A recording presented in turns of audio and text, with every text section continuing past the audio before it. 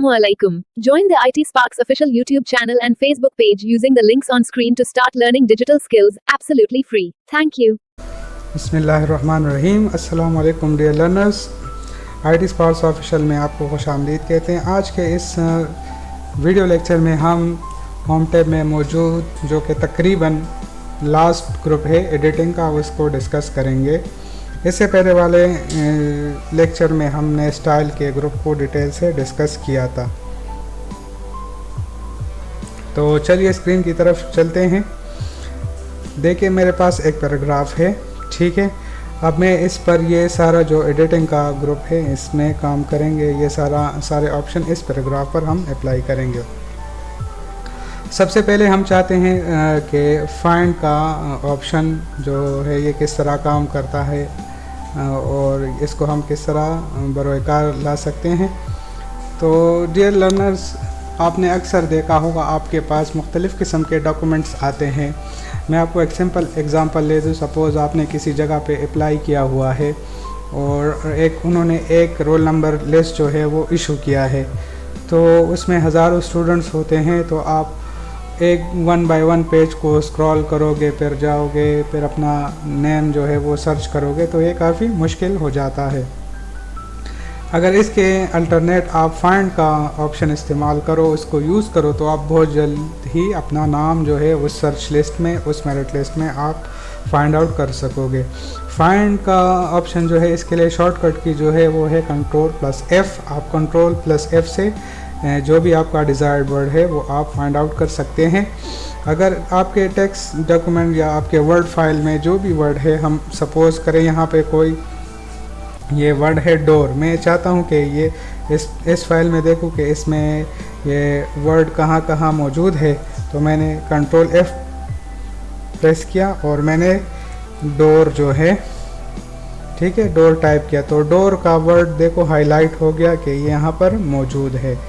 इसके अलावा आप और भी वर्ड सर्च कर सकते हैं। सपोज़ मैंने पाकिस्तान सर्च किया, ठीक है। तो जहाँ जहाँ पाकिस्तान का वर्ड टाइप हुआ है उसकी टेक्स्ट यहाँ पर मौजूद है इस फाइल में।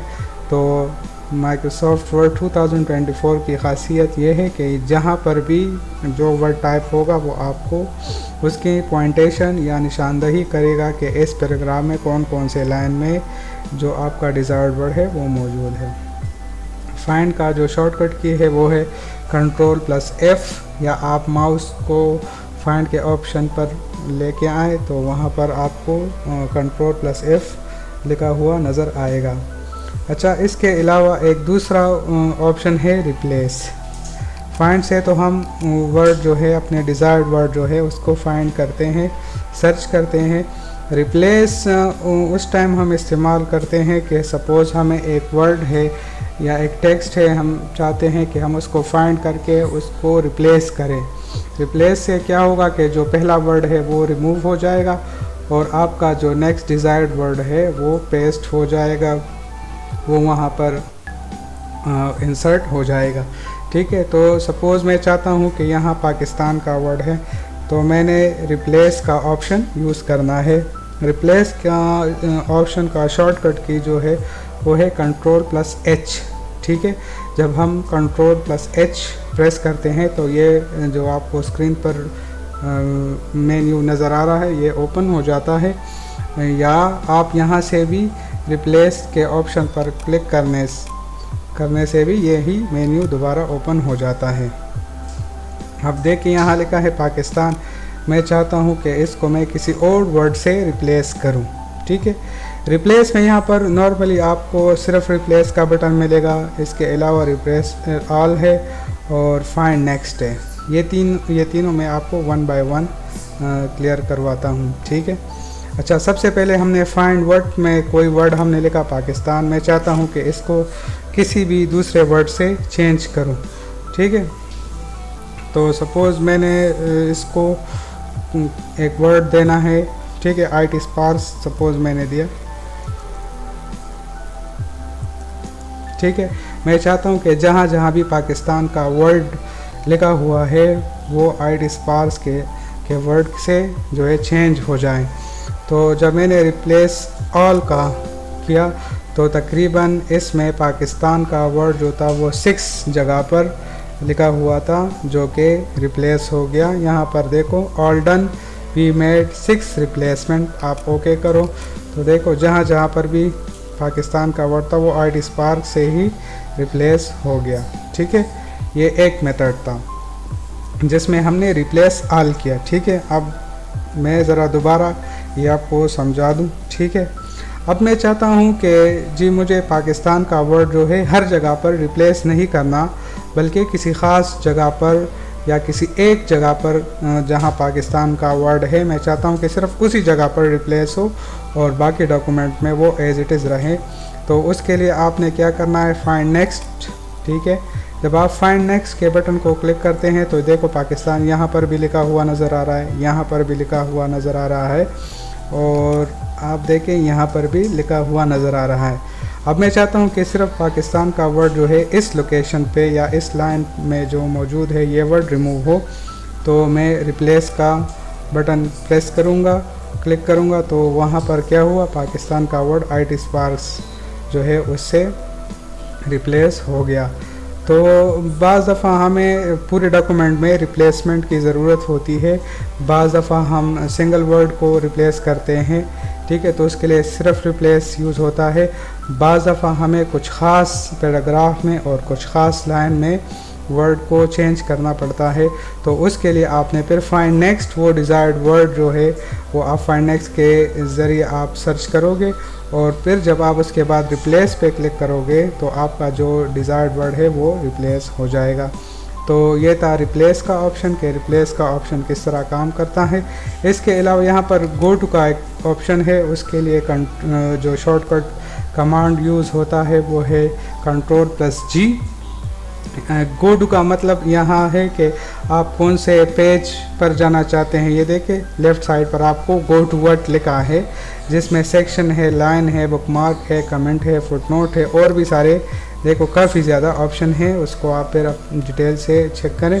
तो अगर आप किसी ख़ास पेज पर जाना चाहते हैं तो आप यहाँ उसका नंबर टाइप करके नेक्स्ट करें। ठीक है, अगर आप किसी ख़ास सेक्शन, लाइन या बुकमार्क पे जाना चाहते हैं तो आप उस यहाँ पर उसका रेफरेंस या उसकी जो डिज़ायर्ड लोकेशन है या जो डिज़ायर्ड वर्ड है वो यहाँ पर आप टाइप करें और नेक्स्ट पे क्लिक करें तो वो आपको जो है वो आप उधर तक पहुँच जाएंगे। ठीक है, अच्छा इसके बाद हमारे पास सेलेक्ट का ऑप्शन आता है। सेलेक्ट ऑल तो आप लोगों को आता है। सेलेक्ट ऑल पे जब हम क्लिक करते हैं देखें तो माइक्रोसॉफ्ट वर्ड के फाइल में मौजूद जितनी भी टेक्स्ट होती है वो सारी सेलेक्ट हो जाती है। इसके अलावा अगर आप कीबोर्ड से करना चाहते हैं तो आप उसके लिए Ctrl+A अगर हम प्रेस करें तो देखें सेलेक्ट ऑल, ये सारी टेक्स्ट सेलेक्ट हो गई। ठीक है, अच्छा सेलेक्ट में है एक और ऑप्शन है सेलेक्ट ऑब्जेक्ट्स। ठीक है, सेलेक्ट ऑब्जेक्ट्स का मतलब ये है, मैं यहाँ पर आपके लिए ये देखे कुछ पिक्चर्स मैंने यहाँ पर पेस्ट की। ठीक है, 2 3 4। ठीक है, ये हमारे चैनल के लोगोज हैं, सही है। ये मैंने सेलेक्ट की। ठीक है, अब आप देखें कभी कभार ऐसे भी आपको डॉक्यूमेंट्स मिलेंगे जिसमें ऑब्जेक्ट्स होते हैं, पिक्चर्स होते हैं या शेप्स होते हैं या कोई वर्ड आर्ट होता है। ठीक है, इंशाल्लाह आगे आएंगे इस पे हम बात करेंगे कि शेप्स कहाँ से आपने वर्ड के डॉक्यूमेंट इंसर्ट करने हैं और वर्ड आर्ट कहाँ से इंसर्ट करने हैं। इंशाल्लाह आगे लेक्चर्स में इंशाल्लाह इसको हम डिटेल से डिस्कस करेंगे। लेकिन यहाँ पर मैं आपको समझाता चलूँ कि ये जब आपके पास इस तरह के ऑब्जेक्ट्स हो और आप चाहते हैं कि ये ऑब्जेक्ट सिर्फ डिलीट हो जाएं और जो इसके बिहाइंड बैकग्राउंड पर जो टेक्स्ट है वो रह जाए, तो इसके लिए हम फिर यहाँ से सेलेक्ट ऑब्जेक्ट्स का ऑप्शन करते हैं, सेलेक्ट करते हैं। ठीक है, अब एक तरीका यह है कि मैं 1 बाय 1 को इस तरह सेलेक्ट करूँ। ठीक है, या और एक तरीका है कि मैं चाहता हूं कि ये सारे ऑब्जेक्ट्स, ये सारे शेप्स जो हैं यहाँ से रिमूव हो जाए और इसके बैकग्राउंड में जो टेक्स्ट है वो एज इट इज़ रह जाए। तो उसके लिए आपने सेलेक्ट ऑब्जेक्ट का ऑप्शन, ठीक है, वो डिलीट हो जाएंगे। ये थोड़ी सिलेक्शन में थोड़ी सी प्रॉब्लम हो रही है। बहरहाल ये देखें ये बैकग्राउंड पर जितने भी ऑब्जेक्ट थे वो हमने यहाँ से डिलीट किया और बैकग्राउंड पर जो टेक्स्ट था वो पीछे रह गया। अच्छा, इसके अलावा जो एडिटिंग ग्रुप में नेक्स्ट है वो है select text with similar formatting का ऑप्शन। तो ये किस तरह इस्तेमाल होता है आइए ये भी आपको समझाऊं। ये देखिए, आपको स्क्रीन पर मैं थोड़ा जूम करूं, टेक्स्ट नज़र आ रहा है, ठीक है। मैंने एक पैराग्राफ लिखा है, तो आप देखो इसकी फॉर्मेटिंग क्या है, एप्टॉस बॉडी है और इसकी देखें ये अल्जीरियन है, ठीक है। ये देखिए, ये टेक्स्ट और इस टेक्स्ट, इस फॉन्ट और इस फॉन्ट में फ़र्क है। मैं चाहता हूँ कि ये देखो, मैंने ये इंटेंशनली कुछ फ़ॉन्ट्स का स्टाइल जो है वो चेंज किया हुआ है आपको समझाने की खातिर। मैं चाहता हूँ कि मुझे जो सिर्फ़ एक किस्म का जो स्टाइल है वो सेलेक्ट हो और वो मुझे नज़र आए, बाकी के साथ मेरा कोई काम नहीं है। मैं एक ख़ास फ़ॉन्ट, एक ख़ास स्टाइल को मैं सेलेक्ट करना चाहूँ तो उसके लिए है सेलेक्ट विद सिमिलर फॉर्मेटिंग। तो सबसे पहले मैं चाहता हूँ कि इस स्टाइल में जितना टेक्स्ट इस पैराग्राफ में टाइप हुआ है, जो मौजूद है, वो सिर्फ सेलेक्ट करें। तो उसके लिए मैंने पहले टेक्स्ट को सेलेक्ट किया, फिर मैं सेलेक्ट के ऑप्शन पर गया और यहाँ से सेलेक्ट विद सिमिलर फॉर्मेटिंग, ठीक है। Select text with similar formatting पर जब मैं क्लिक करता हूँ तो इस पैराग्राफ में जितना भी टेक्स्ट है, जितने भी वर्ड्स है, जिसका स्टाइल इससे मिलता जुलता है, वो सारे सेलेक्ट हो गए। ये था select with similar select text with similar formatting का ऑप्शन कि आपने इसको किस तरीके से अप्लाई करना है, ठीक है। ये ज़्यादातर जिस वक्त आप रिसर्च वगैरह का काम करते हैं, थीसिस तैयार करते हैं, ये अक्सर उन जगहों पर इस तरह के ऑप्शन की ज़रूरत पड़ती है। अच्छा, इसके अलावा एक और है यहाँ पर सिलेक्शन पेन में देखें, यहाँ पर जब आप के पास सपोज ये ऑब्जेक्ट्स, ये देखिए मैंने ऑब्जेक्ट्स मुख्तलिफ इस डॉक्यूमेंट में मुख्तलिफ ऑब्जेक्ट्स है। मैं चाहता हूँ पिक्चर 1 को सेलेक्ट करें, ठीक है, ये है। अब देखो मैंने पिक्चर, ये देखिए जिस पिक्चर पर मैं, ये आखिरी पिक्चर है।